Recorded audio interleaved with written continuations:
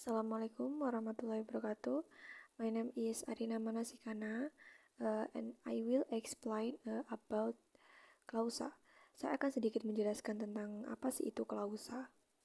Klausa is a combination of word that contains elements of subject and predicate. Jadi klausa itu adalah gabungan kata yang mengandung unsur subjek dan predikat. Jadi syarat utama klausa itu harus mempunyai subjek dan predikat. Jadi subjek itu kan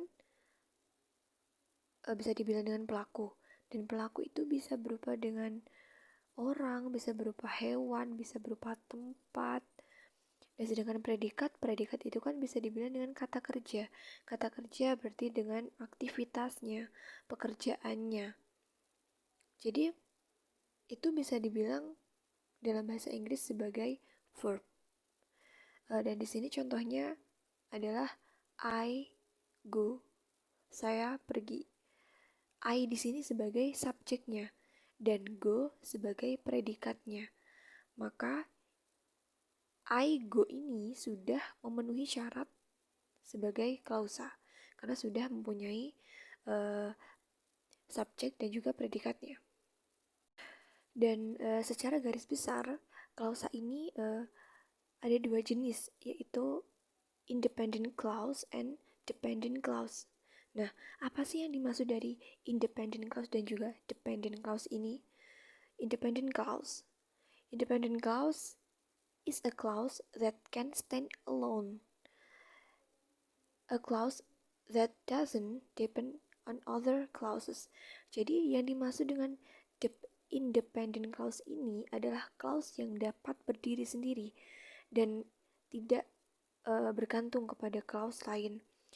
Sebagai contoh, an example, we make a video. Kita membuat sebuah video. We di sini sebagai subjek tentunya, dan make di sini sebagai predikat. Di sini sudah terdapat makna yang utuh, jadi itu bisa dibilang sebagai independent clause. Nah, yang dimaksud dengan dependent clause ini adalah klausa yang tidak dapat berdiri sendiri, tidak mempunyai makna yang utuh. Kalaupun berdiri sendiri, klausa tersebut akan terus bergantung kepada klausa yang lain. Example, before I go to my friend's house. Sebelum saya pergi ke rumah teman saya. Nah, di dalam kalimat ini tidak mempunyai makna dan arti yang utuh. Jadi, susah untuk menangkapnya.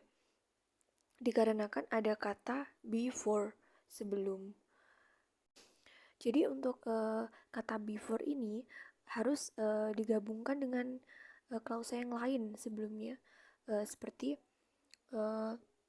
I have done my homework before I go to my friend's house.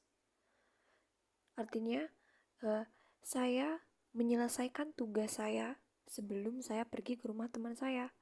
Nah, jadi setelah ditambahkan dengan klausa tersebut, maka kalimat tersebut juga akan memiliki makna dan arti yang utuh.